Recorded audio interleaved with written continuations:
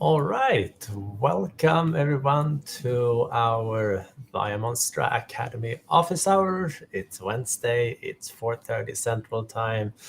It means it's time for an option or opportunity to ask questions among everything from MDT, ConfigMgr, Intune, PowerShell, Windows, you name it. But my name is Johan. Together with Andrew, will be your host for the next hour. And with that being said, by all means, get the questions coming.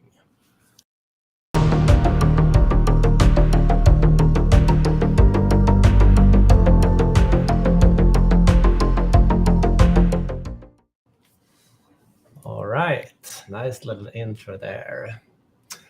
As usual, for those of you that follow us for a while, you can ask questions on Facebook, LinkedIn, or the YouTube live stream itself. We do live stream also to Twitter, but that platform unfortunately doesn't give us an opportunity to interact back where we can see the questions coming in. But yeah, that's pretty much it. How are you, Andrew? Oh, not too bad. Thanks for having me on again today. Of course. Of course, for those of you who haven't met Andrew before, he is one of the instructors here on the Academy, and he's helping me with Intune training, ConfigMgr training, and a few other things on the platform. So glad to have you here, Andrew. Yeah, thank you. How's you've got one of your master classes going this week, right? Oh yeah, we have a bunch of students. We sold out this one. That was fun.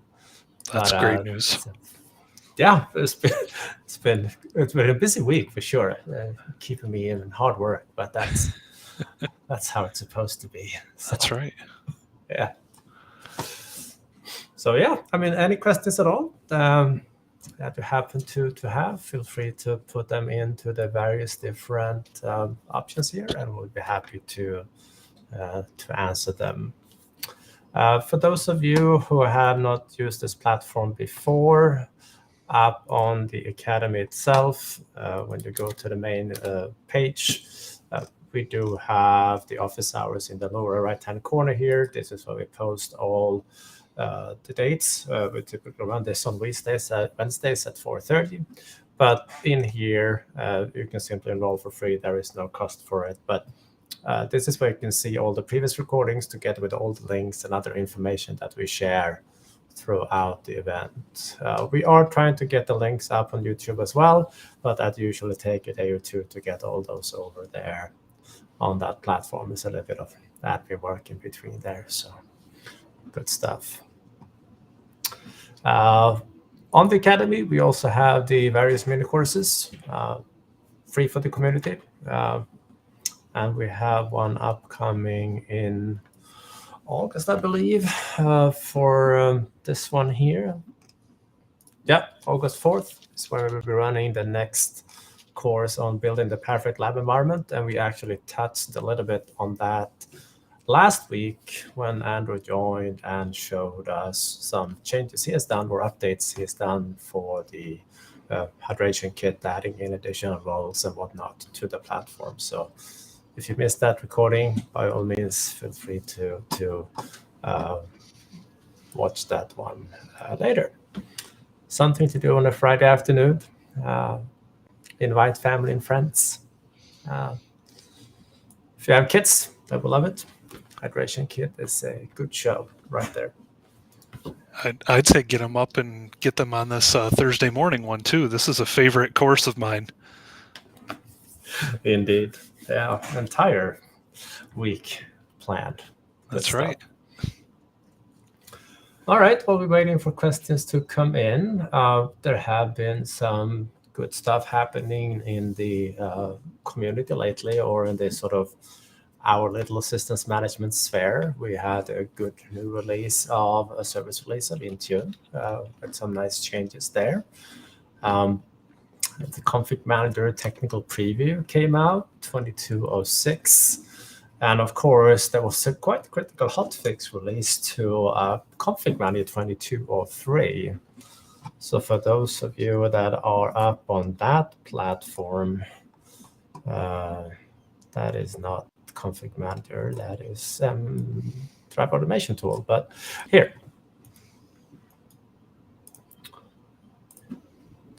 this is the hotfix. I just installed it on my systems as well. But this KB, as you can see here, if you grab that link, open up in your favorite browser or a browser, it does show you a significant chunk of changes. And worth noting is that this hotfix is indeed a roll-up. So it means it includes the previous ones. So if you haven't updated since you installed them 22 or 3, you only need to install this one. There is no need to install earlier hotfixes. All right, I see we have a few questions coming in on YouTube here. Thank you so much for joining. Alan is asking, okay, let's see. Can you trigger the native software center restart prompt in a sequence with the restart snooze button? Nothing I have seen in the native software center itself, but there are plenty of community things that has been posted to give you additional options for restart and snooze when you start deployments and whatnot. The two more common ones I've seen is the well, that was Windows 10 error codes. That's a very different blog post. But you have the IPU installer from our friends over at OneWin. This one does offer an option to schedule a time where you run in case this is an in-place upgrade, but this is actually an application running the in-place upgrade to allow for deployment over VPN, for example, where a normal sequence is not as useful as an application would be. The other one would be the, I would put this link in the chat here.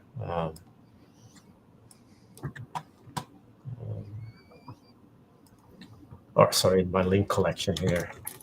I'm used to using Zoom meetings for this. Maybe I could do that. And we always post them in the Zoom chat, but that's kind of hard when you don't have one going. Let me see if I can remember to actually save it. Oh, PowerPoint. Here we go. And the other one is the for Martin Bengtsson, the toaster.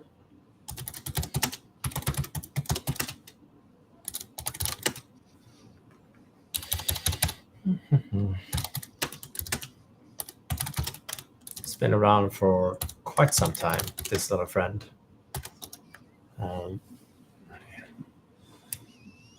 Here it is. Search for toast. Here we go. Look at that. You see the number of views? That's a lot. Some 300,000 views. But it's very elegant. It shows up in the lower right corner and it's fully customizable. You can add your own images and whatnot to it. Just a beautiful PowerShell script that runs to allow you to do things. So if you haven't seen this one, also one of those that is highly recommend to give a little bit of a nice kind of snooze type option here. So I hope that that helped something, Alan, there, because I haven't seen something that can call the software center native one from within a sequence otherwise. All right. DS had a question. Are you aware about any tools that helps to build custom CSPs and also tools to help troubleshooting failure to apply profiles?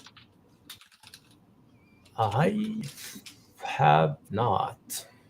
Is that something you stumbled across, Andrew? No tools that I can think of off the top of my head, no.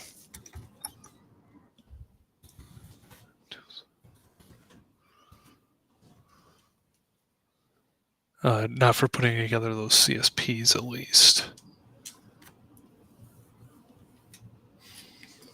I did a quick search. I didn't see anything that immediately popped up in the first few pages. Someone in the community, in the chat that are watching the live stream, happen to know, please by all means ping me in the chat. I'll be happy to share the information.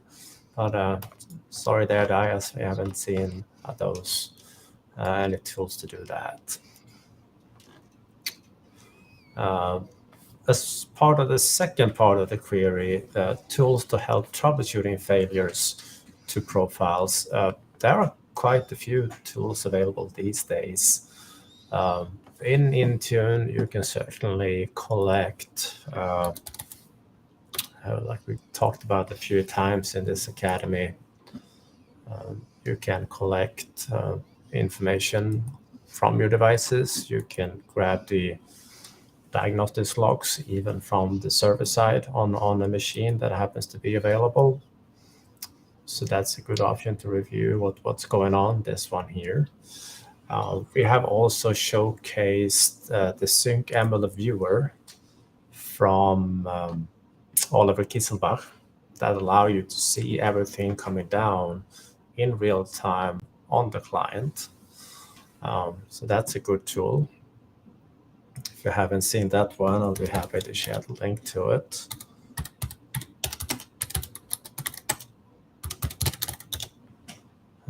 This one here, it's up on GitHub. Latest version is 1.07, I believe, but this is a really useful tool also.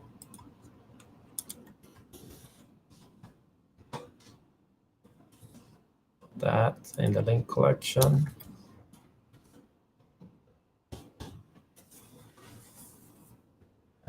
So I will probably start there, at least.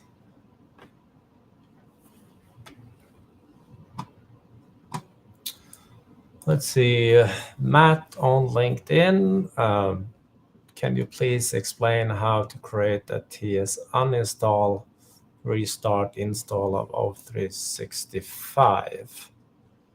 So assuming in this question that there is an existing Office install and you need to scrub it away and put a new version on top of it. Maybe you had a 32-bit something installed, and now you want to replace it with a 64-bit version of Office and need to do a little bit of cleanup before, or you have an existing installation that wasn't too happy. I mean, most of these, you can get away of just having a lengthy script that does both the cleanup and the new installation. But you can certainly put pieces together in a sequence if you prefer to do that. So if I would open up a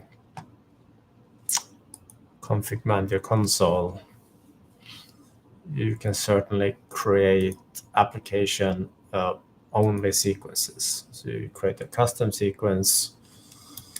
Fix Office is going to be the name in this scenario.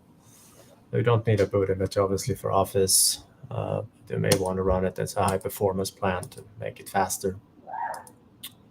But once you have a sequence like that,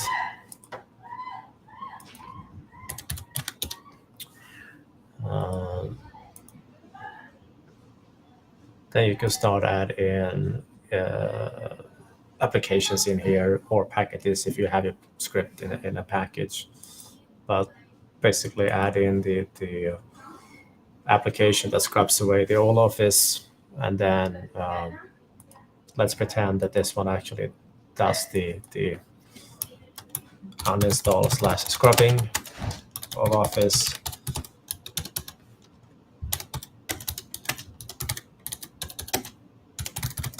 And then depending on what you're doing there, you might require a reboot. And I also might not be able to spell uninstall, I see.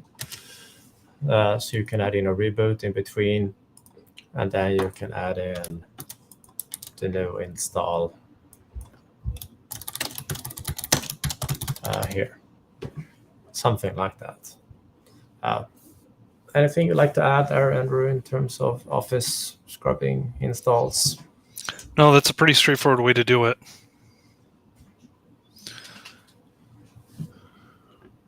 All right.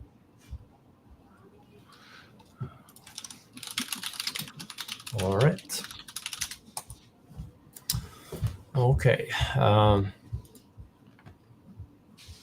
Any other questions? Great questions, guys. Appreciate it. We have a whopping 43 minutes available.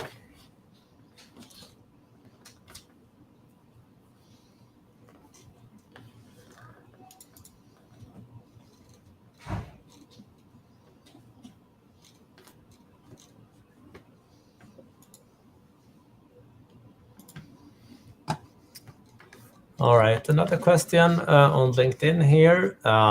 How can I update HP BIOS and deploy it through ConfigMgr? That one is a fairly easy question to ask or answer. I mean, probably easy to ask also.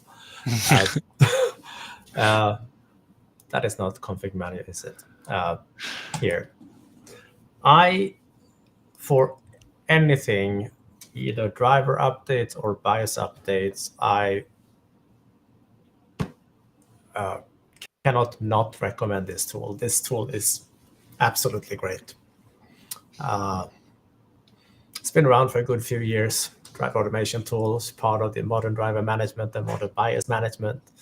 But this tool basically allows you to pick a vendor that you want to work with. For example, HP, if I'm going to pick, say, Windows 10 20H2, going to pick HP, I'm going to say I'm going to work with BIOSes for the moment. And it reaches out to HP, grabbing the catalog or latest catalog.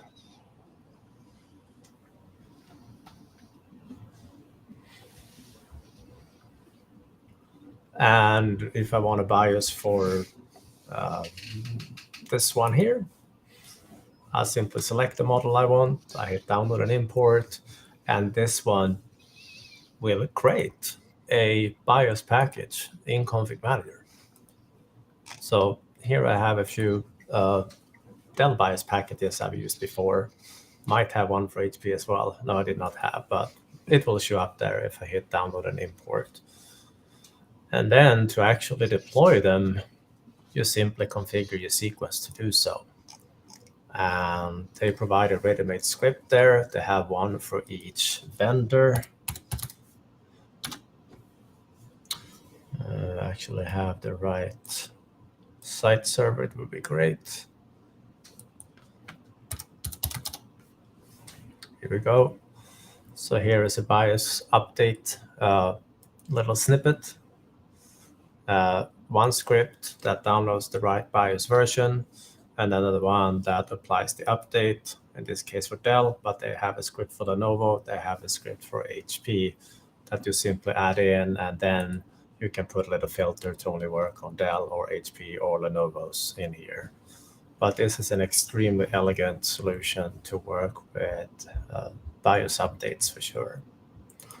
If you haven't seen it before, it's up on their blog, Modern BIOS Management. Yes, a beautiful, beautiful solution.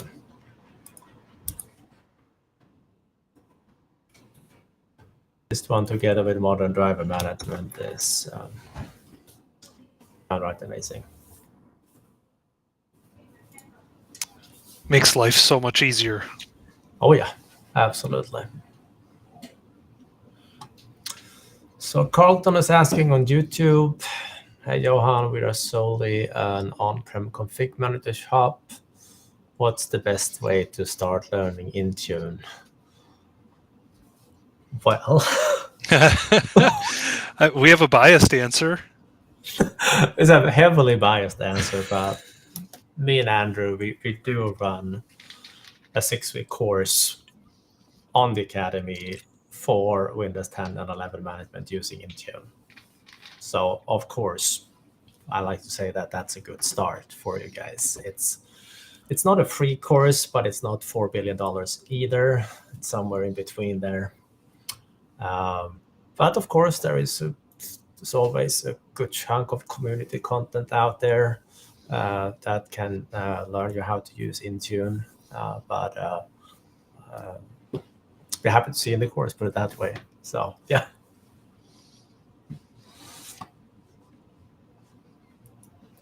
All right. Any other questions?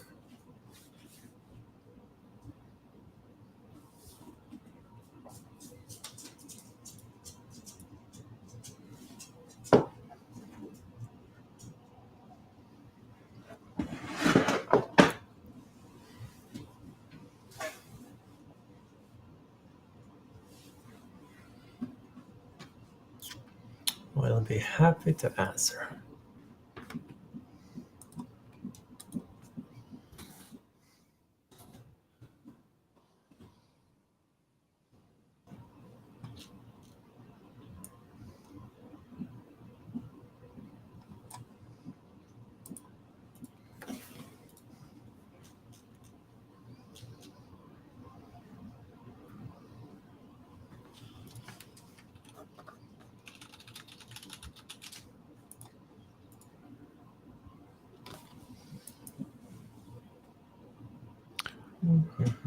I noticed yesterday, I think we should be getting the June Intune updates here pretty soon. The Intune support team posted that the June UI updates were being rolled out to the APAC customers. So hopefully we'll see those publicly soon. Yeah, nice. Haven't read up on those, actually. Let's see. We have this little landing page, of course, one of our favorites. Oh yeah, rolling out now. Should have been, but this was done already. Did you get that from the Intune support account? Mm-hmm. Yep, Well, the Intune that support one team. is It does say, yeah, it does say stay tuned to our What's New Docs update coming soon too. So maybe there's going to be some other stuff that we'll see in here. Yeah, let me bring up that account, because if you haven't followed those, or that, it's primarily Mr. Max that is behind answering questions on that account. Okay. And he actually joined us for one of our user groups. Yep. That was pretty cool. But if you're even remotely interested in Intune, this is an account to follow. And if you're having troubles for whatever reason, they are pretty good at responding on this account. I'm not sure Max ever sleeps, ever. But there might be more people behind it. I actually don't know. I just know that he's one of the folks behind this. But yeah, let's see what we have here. Oh yeah, beautiful. Docs have been updated. Oh, let's see.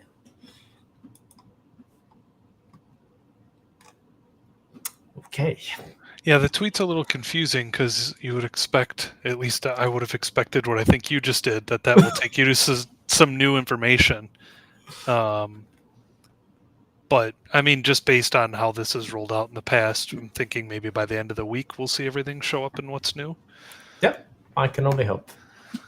Awesome. I mean, they do have this, the other one in development. So yeah. Maybe some of these changes will come. Always interesting. Stuff that is upcoming, but often not given an exact date. Roadmap. How about this one? That's always a useful one to pay attention to if you're an M365 shop. 495 in development. That's not bad. Couple of features there. Just a few, 132 rolling out. They are busy. Yeah. All right. Sidebar. All right. Let's see what other questions that came in. On LinkedIn, why would my Office updates in ConfigMgr only show 37 required when there are 900 devices? The Office installs are very old and haven't updated in a while. Windows updates are blocked on Umbrella due to 20H2 install that happened a few months ago without being advertised by ConfigMgr. So it's kind of hard to say without having access to any of the log files, but in general, if you're having troubles with machines are either not scanning correctly and uploading that information to ConfigMgr, or receiving the deployments, or for whatever reason that the client thinks that the update that you have is not simply applicable to them. Could be updates have been expired and whatnot. That could be a reason for it. Any tips from you on that, Andrew? Unfortunately, nothing. No smoking gun on that one, I don't think. I mean, the software updates in ConfigMgr has a pretty good troubleshooting page these days. And I just search Google for Google. This is great. Software updates troubleshooting. And you throw in the keyword ConfigMgr docs, and it usually takes you right there to that troubleshooting page. So what Microsoft started to do quite recently is they would walk you through the entire process, all the different steps, scan failures and whatnot, and show you what the log file should look like, what's going on at the back end. And these are all things you can use to troubleshoot this. So these are breakdowns. It kind of reminds me a little bit about the super flows that existed back in the ConfigMgr 07 days. Maybe we can have a minute of silence for those. Kind of missed them. But yeah, this is in general good information for troubleshooting updates. All right. There is another question coming in on YouTube. Can you guys talk a little bit about the policy used to control WUFB behaviors? Yeah, there are actually a ton of somewhat new policies to control WUFB behaviors, especially if you have applied the Windows 11 admx templates in your environment. I think there were still some of them that were actually missing in the Windows 10 templates. I forgot which, but I saw a discussion going on Twitter on that. As usual, your go-to person on Twitter for that kind of information is Arya Carly. She runs Windows Update within Microsoft, and she has been posting a ton of information lately on how this information works and these policies works. And she's also pretty good on answering questions coming up on Twitter as well. So definitely worth a follow if you're not following her already. I'll put that link in the chat.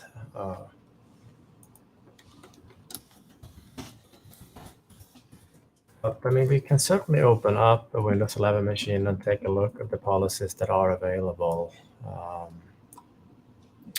Let me see what I have that I can borrow.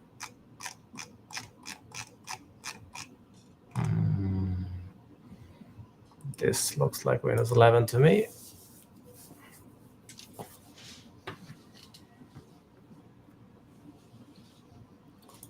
So Windows 11 should be this one here.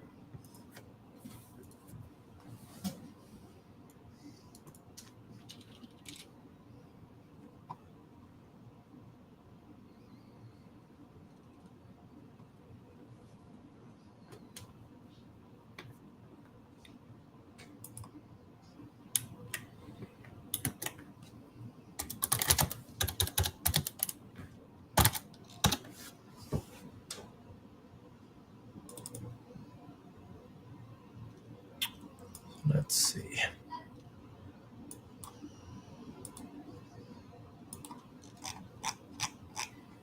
Should be down here.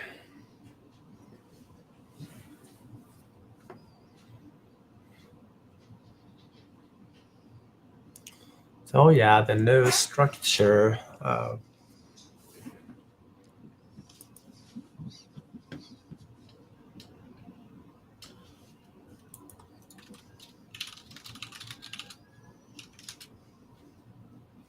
I did see some documentation come out on these guys, how they changed it into these different folder structures. Because if you go to a Windows 10 machine, I believe it still is different even in a Windows 10 21H2.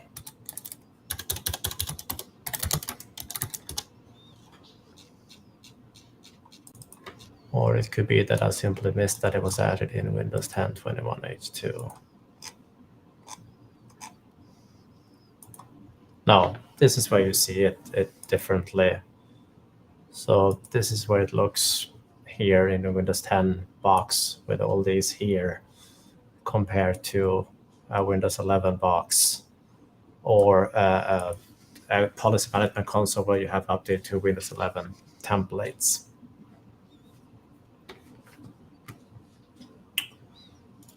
I mean, the biggest thing these days is making sure that you're not offering things you don't want to offer. For example, if you don't want to offer Windows 11, don't do that. Instead, set the policy to restrict it to Windows 10 and whatever version of Windows 10 that you need to support updates for. I believe Arlia tweeted a few links. Maybe if you can help me find those, Andrew. Yep, I'm trying to dig up some information off to the side over here. No, I don't want to do that right now. Thank you.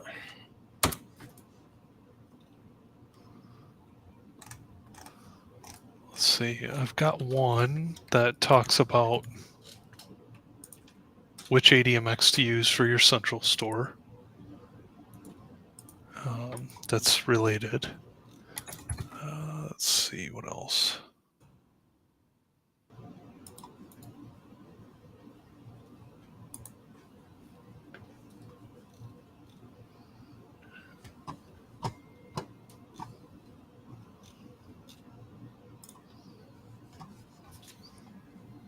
Do you mind sharing that one? Yep.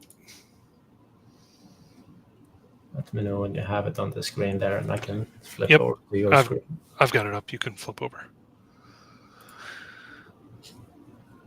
So this kind of talks about which one, is supposed to give some guidance on which ADMX template you should choose for your environment.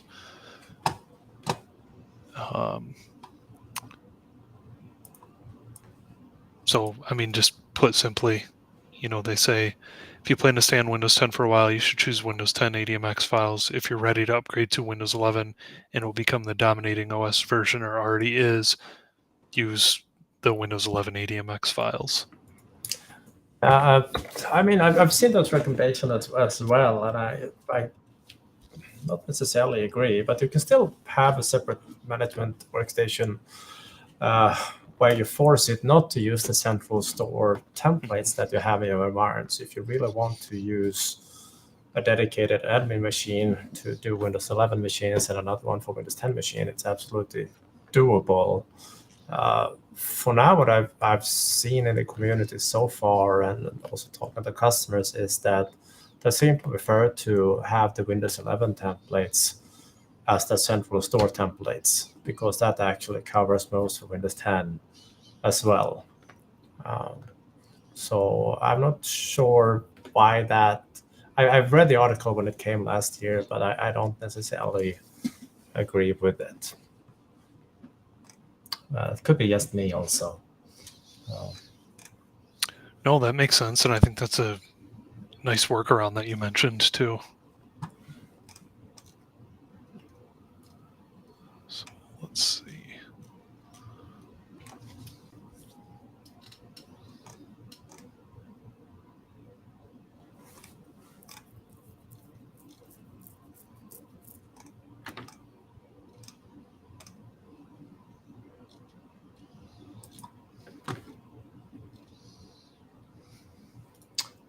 There was a post done in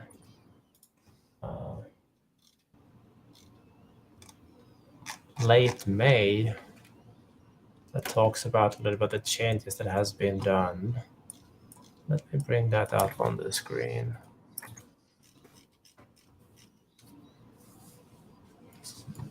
Let's see if I can flip the screen over. Pick that one and this one. So this one goes into a little bit more about what's going on and also provides some troubleshooting guides, etc., and links for these type of changes that has been going on. So maybe something like this can help a little bit as well. I'll put this link in the chat for you, in the link collection for you.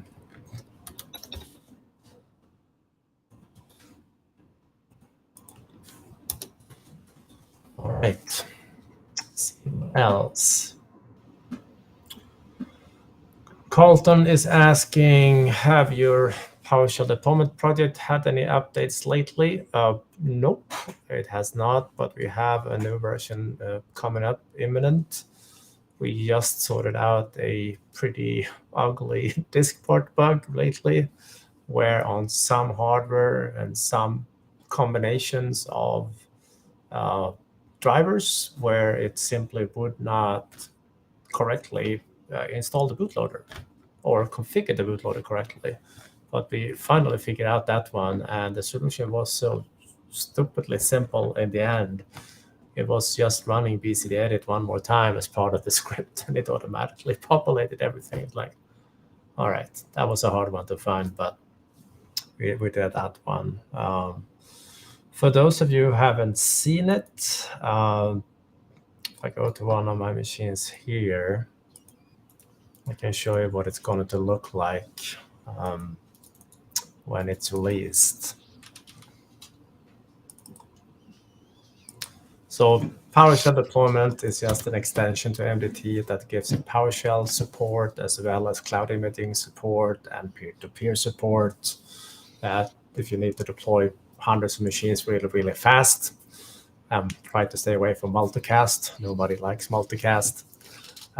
Then you can use this as well. So on the server side, you still have your, usual MDT stuff that you always had, sequences, monitoring, operating systems, whatnot. But these sequences can now have integrations with branch cache, etc., to make deployment really, really fast. On the client side, this is what it looks like when it eventually starts.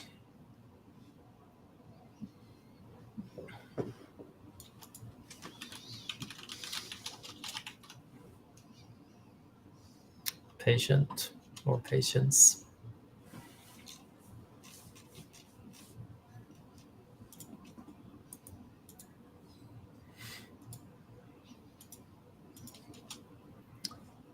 These screens that you see here now, they are optional. We just have them on when we develop the platform, so we can inject some additional things before we start. When you not run it normally, you just see the white little background here with all the information for deployment.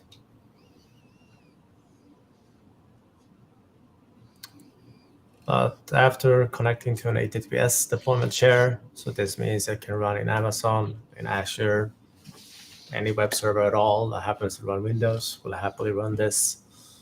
And here's the new wizard we put together, primarily written by Dick Tracy, helping us in the project. And pick a sequence, give some network details, password, language settings, applications, and a summary page, and off you go. And from now on, it's just the regular MDT task sequence running, but it is running over HTTPS rather than traditional whack UNC type deployments. So this one does Windows 10, it does Windows 11. It even accidentally works with the new ADK 22H2, which normal MDT does not. But that was just pure accident. We actually did not test for this version of 22H2. But yeah, it's been a fun project, and we hope to be able to release the new version real soon here.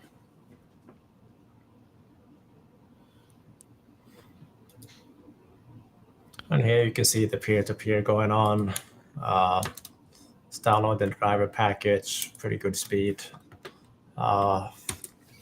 Fantastic speed, really. Yeah, that's pretty great. So obviously a virtual machine normally doesn't have a driver package, but I just added one in to do this. So anyhow, I'm gonna let that unroll there. There was a follow-up comment regarding the templates. Can you use Windows 11 admx templates for Windows 10 machines too? As far as I've seen in my testing, yes. I haven't had any Windows 10 policies I could not modify with the new Windows 11 templates, but I know there are differences. So that very well could be that you have policies in your environment that you are using. So if you try to edit them with the group policy management console that is connected to use the Windows 11 templates, you may not be able to change those settings. The policies will still work. It's just the change on how we edit them. And that's why I said earlier that if you really need to have them separately, you can configure a workstation to not use the central store templates, but to use whatever is on the box. It's just a registry key that you configure there. So this is it's downloading a 4 gig WIM file in, well, pretty quickly also over the network. But yeah, doesn't get more excited than this. After a while, Windows shows up and yeah, life is good. So yeah, let's see. Very cool stuff. Yeah, thank you. Let's see what else we have on YouTube. Have you ever have to deal with uninstalling Skype for Business from Office 2016? I have not. That's something you have done, Andrew? It has been a little while, but I believe you need to use the Office deployment tool for that. And you need to push out a new file that will exclude the particular product. If you actually want to switch over to my screen, Johan, I can show some doc here. So this is the part of the XML that I believe you'll want to configure. And so they recommend here, if you've already installed apps, you can also use the exclude app element to remove an application that you've previously installed. So you do want to use this element in your XML and deploy it out that way. I believe is the way that it works. So this particular piece of documentation, I think mostly references Microsoft 365 apps. However, if I recall correctly, this should work for Office 2016 as well. And basically all it does is reconfigure your current install. We'll remove particular specific apps that you don't want on there anymore. So I will share this with you, Johan, if you want to add this to our list. Yep, I see that in the chat. Beautiful, thank you.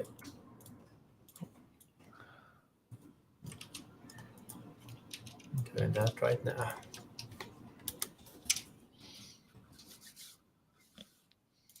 Hope that helps. Yep, thank you so much. Mm-hmm. There was another question coming in regarding, it was more like a comment, I think. To give more context, deploying a new update does not show as missing. I am not quite sure I follow. I think that is related to the Office updates in ConfigMgr, only showing 37 required devices. So even deploying out a new update that hasn't been deployed in the past, that should apply. I think they're saying that it's not showing as required, even on the box. Yeah, I mean that would have to be diving into the log files and figure out why that update, if it applies or actually arrives on the machine, that doesn't be seen as applicable for the device. Yeah.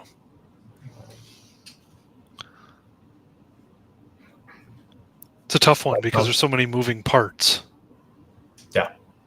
But that troubleshooting guide that we shared link to earlier or showed earlier, that's definitely a good start to go through that one. Yeah.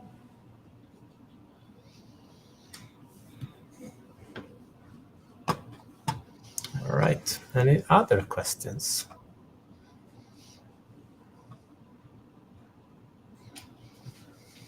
We have a whopping 12 minutes available.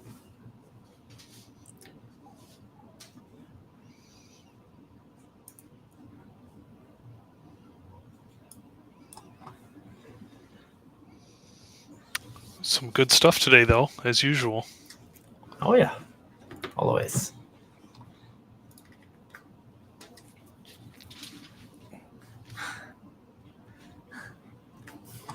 Double checking to make sure we haven't missed any questions.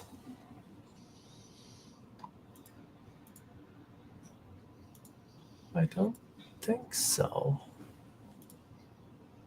And I also don't see any new questions coming in the queue. So I'm guessing we will give you a few minutes back to your day here. Andrew, thank you so much for joining and helping out. Yeah, thank you for having me again. All right. We'll see you guys we will not see you guys next week. The reason is I'll be on vacation. I'm heading back to Sweden for a week. Visiting mom and dad. Haven't seen them in a long time, and mother is turning 80, and I am not missing that birthday, period. So no office hours next week, but I'll see you again in 2 weeks' time. Thank you, guys. Enjoy your well-deserved vacation. Thanks, everybody, for joining. Thank you, sir.